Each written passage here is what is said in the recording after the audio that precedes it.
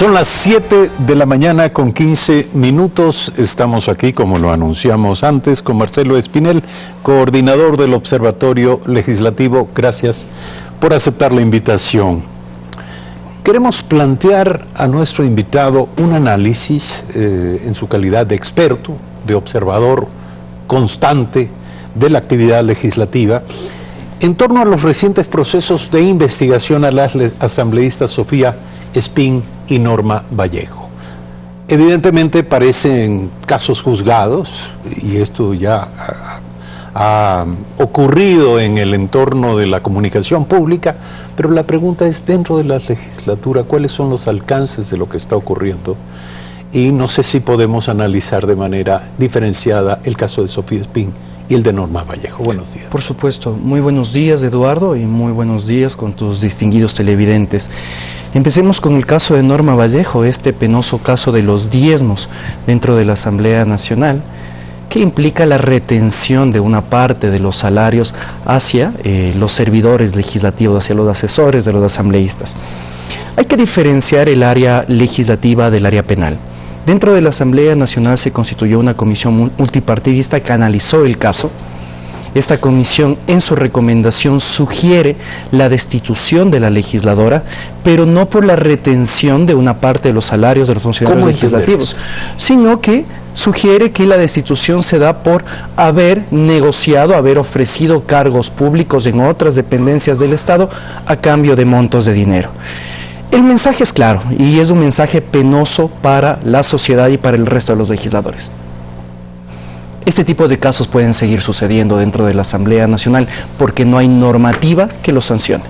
Es decir, a un asambleísta no se lo va a destituir si es que sigue produciendo este tipo de hechos. Sin embargo, esperemos que dentro del proceso penal se establezcan las responsabilidades. Pero hay otra lectura que luce mucho peor, diría yo, y que tiene que ver con el hecho de que, más allá de la existencia de normativa para sancionar este tipo de casos, la orientación del informe va en la dirección de lo que la propia señora Vallejo dijo. Ella dijo, yo no he sido la única de alguna manera, ¿no? Y no me hagan hablar. Claro, lo dijo apoyándose en un evangelio, pero esto es lo que está en juego en la Asamblea Nacional, el hecho de que la Asamblea como corporación no puede tomar decisiones en torno a esto por el temor de que sean muchos más los implicados que aquellos que... Y esto es algo que se advertía, Eduardo, se advertía en meses pasados que cuidado, y los legisladores apelan a un espíritu de cuerpo y prefieren optar por otro camino.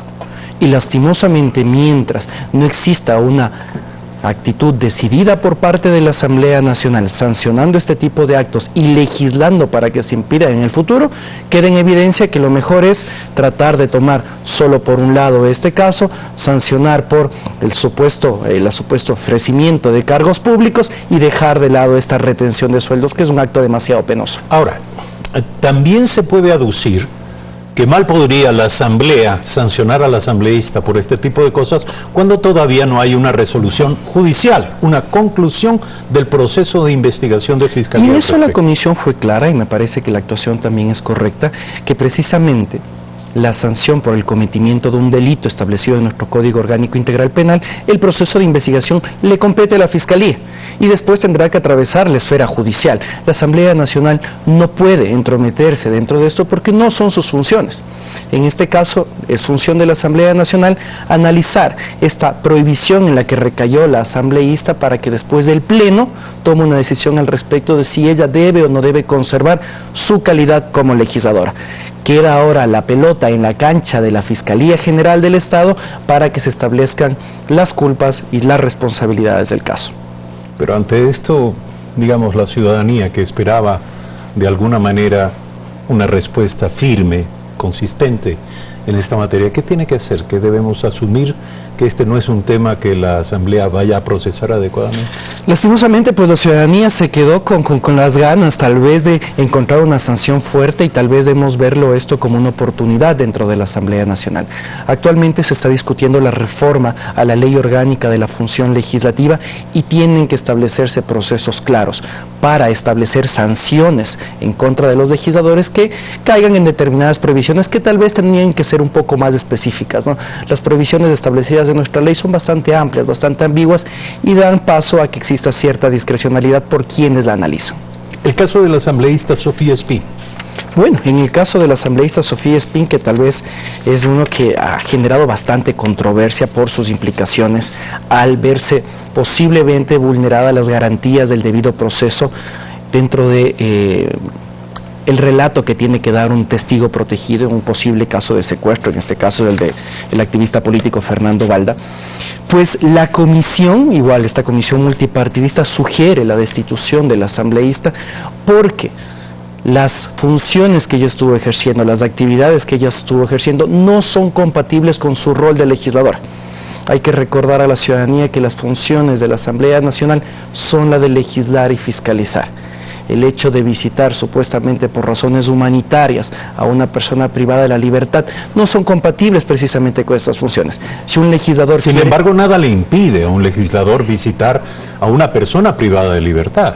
Visitar a una persona privada de libertad podría ser, pero ¿qué sucede cuando el legislador trata de influir dentro de las decisiones, o en este caso del relato de este ciudadano privado por la libertad, para que la sentencia que emita un órgano jurisdiccional sea distinta? Esa es la acusación exactamente. Y la sospecha. Podría ser considerado como una injerencia en las funciones de otra entidad del Estado, y ahí es cuando tal vez entramos en una discusión que está la palabra, en este caso del testigo protegido, y la palabra de Sofía Espín al respecto de qué es lo que se discutió dentro de este espacio. Sin embargo, pues creo yo que si es que un legislador quiere mejorar las condiciones de las personas privadas de la libertad, no lo tiene que hacer a través de visitas personalizadas hacia los individuos privados de libertad, sino a través de leyes, ¿no? A través de leyes que traten de mejorar de manera general nuestro sistema de rehabilitación social. Como observador de las corrientes políticas internas del Poder Legislativo, ¿cree usted que en ambos casos habrá votos para proceder a las destituciones? Esto creo que es un gran misterio, Eduardo.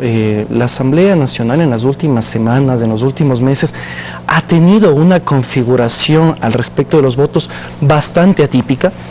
Un caso que llama mucho la atención precisamente es el proceso de fiscalización en contra de Carlos de la Torre, en la que ni siquiera los miembros de la bancada que propuso este proceso de fiscalización estuvieron presentes. Creo que es necesario poner atención a cómo se están dando las cosas en el país, no solo mirando a la Asamblea Nacional, sino a las actividades del Consejo Transitorio, de la Presidencia de la República, pues de esta manera podremos entender cuál será el juego político que se establezca dentro de la Asamblea Nacional y la mayoría o no mayoría que exista. Creo que tratar de determinar si habrán los votos o no habrán los votos es bastante complicado, de acuerdo a cómo se van dando las cosas en el país. Para concluir, al término del próximo feriado se sabrá el nombre de quienes o los nombres de quienes conformarán el nuevo Consejo Nacional Electoral. ¿Cuál es su criterio sobre el proceso, la calidad del proceso y la confianza pública en torno a esta decisión? Esto va dentro de la misma línea que te comentaba, pues es necesario tener esta vista integral. Entender qué hace el Consejo Transitorio nos puede dar una idea de qué es lo que hará la Asamblea Nacional. El proceso, y eso lo hicimos como una posición institucional, como Fundación Ciudadanía y Desarrollo, señalamos que ha tenido algunas irregularidades, no se ha cumplido con lo establecido en los mismos mandatos emitidos por el Pleno del Consejo Transitorio, así como también se han dado decisiones que son claramente subjetivas. Retraigámonos a las últimas 2 semanas, el Pleno del Consejo Nacional Electoral recibió una lista de 31 postulantes al CNE. Esta lista de 31 salió de la Comisión Técnica de Selección y el presidente del Consejo manifestó que de esos 31 se seleccionarán 14, que representen a las fuerzas políticas más votadas y organizaciones sociales. Eso no estaba contemplado en el mandato, porque de haberlo sabido que únicamente las organizaciones políticas más votadas eran las que iban a pasar a la siguiente fase, nos hubiera dicho desde un inicio que todas las organizaciones políticas debían postular. De los 14 que han quedado, se señala que 10 de ellos pertenecen a organizaciones políticas y 4 organizaciones sociales, si mal no recuerdo. Sin embargo, lo que más llama la atención es que ya se señalan cuántos años de experiencia tienen y cuántos méritos tienen.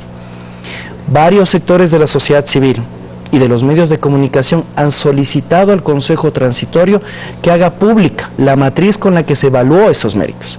Sin embargo, han manifestado que esta matriz es confidencial, que es información reservada, y de esta manera nosotros no sabemos por qué los postulantes... legal que justifique no hay ningún argumento la legal. reserva sobre esta información? Nuestra Constitución establece que la información reservada será únicamente aquella catalogada a través de una ley emitida por la Asamblea Nacional como reservada. Y aquí no existe ningún mandato que establezca que esto sea reservado. El problema que se configuraría es el siguiente. El Consejo Transitorio al parecer va a escoger a los mejores puntuados, a los mejores evaluados, pero nosotros no sabemos cuáles fueron los motivos para que esos individuos sean considerados los mejores evaluados. De esta manera, ojalá que el Consejo Nacional Electoral no termine pasando de las manos de los unos a las manos de los otros. 7 de la mañana, 26 minutos. Gracias por aceptar la invitación. Marcelo Espinel, coordinador del Observatorio Legislativo.